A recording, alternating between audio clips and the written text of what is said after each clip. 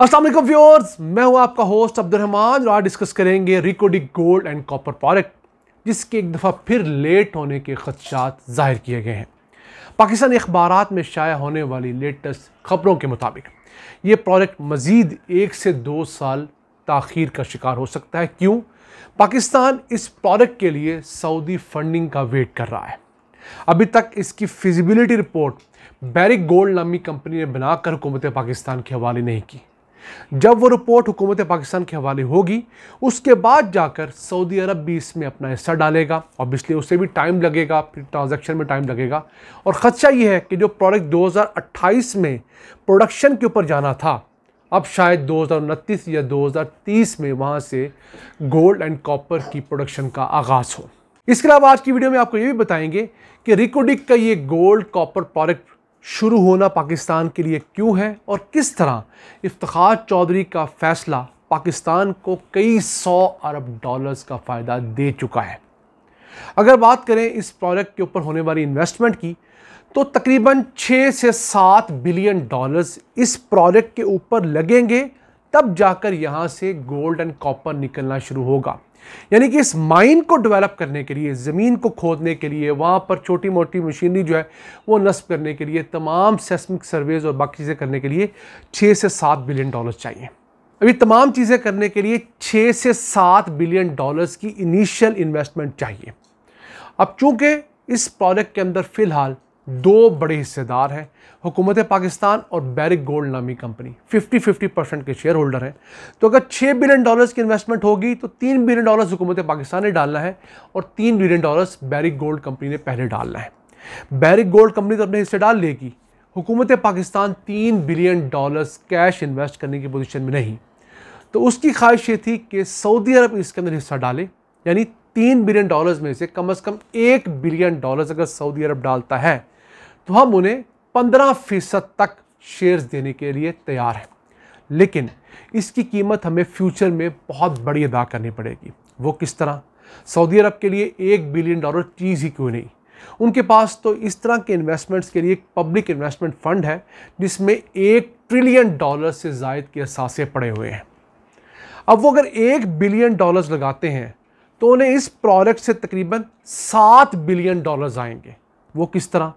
आपको सबसे पहले ये बताएं कि ये मंसूबा जब प्रोडक्शन पर जाएगा तो हर साल 3 से 4 अरब डॉलर्स औसतन मालियत का सोना और तांबा निकला करेगा। हम अज्यूम करते हैं कि 4 अरब डॉलर्स का हर साल सोना, तांबा और दीगर धातें निकलती हैं जो एक्सपोर्ट होती हैं और ये प्रोडक्ट जो है 45 साल उम्र रखता है, यानी कि ये माइन जो है उसकी उम्र 45 साल है।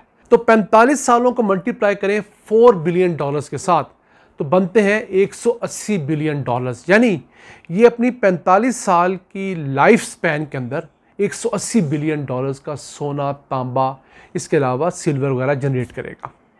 तो उसमें से पाकिस्तान का हिस्सा कितना होगा?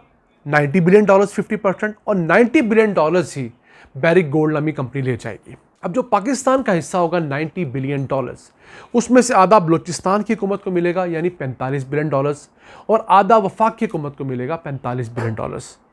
तो जो सऊदी अरब है उसे वफाक की हुकूमत के 45 बिलियन डॉलर्स में से 15% जो 6.75-7 बिलियन डॉलर्स बनता है वो शेयर मिलेगा। तो ये तो कोई बहुत बड़ी अमाउंट नहीं है।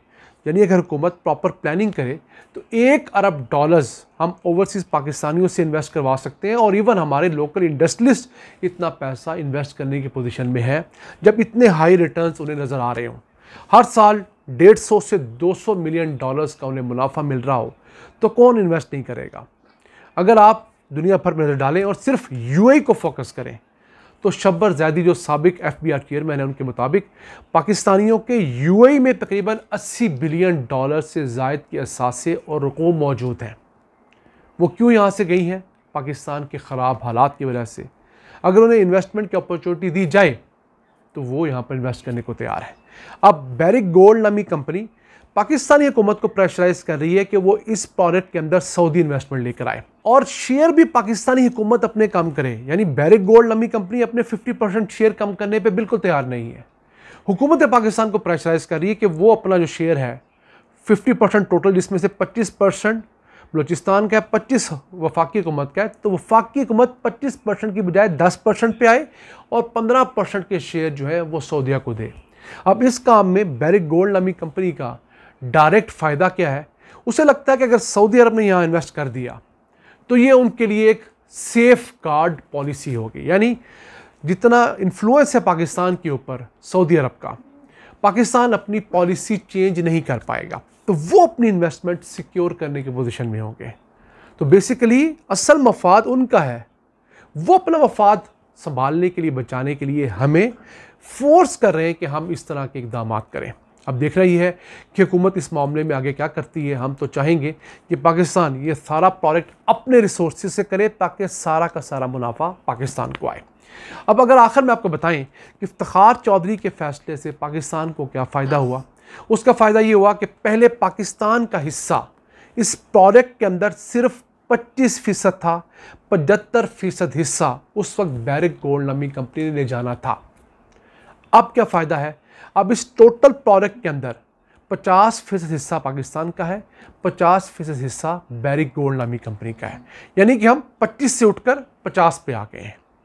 हमने अपना हिस्सा डबल कर लिया है। यही नहीं, हुकूमत बलूचिस्तान 5% एक्स्ट्रा भी ले रही है।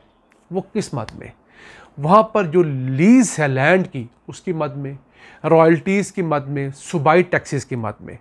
तो अगर हम टोटल अमाउंट को देखें तो ये कहना गलत नहीं होगा कि अब इस प्रोडक्ट के अंदर हुकूमत पाकिस्तान और सूबाई हुकूमत का हिस्सा 55% तक पहुंच चुका है, रॉयल्टीज़, टैक्सेस और लैंड लीज़ के रेंट डालकर, जबकि बैरिक गोल्ड नामी कंपनी 45% पे है।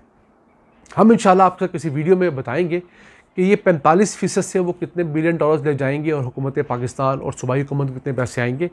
तो वो एक फ़ैसला जिसको बहुत सारे नाज़रीन बगैर समझे तनकीद का निशाना बनाते हैं, पाकिस्तान को 25% से उठाकर 55% तक ले जा चुका है।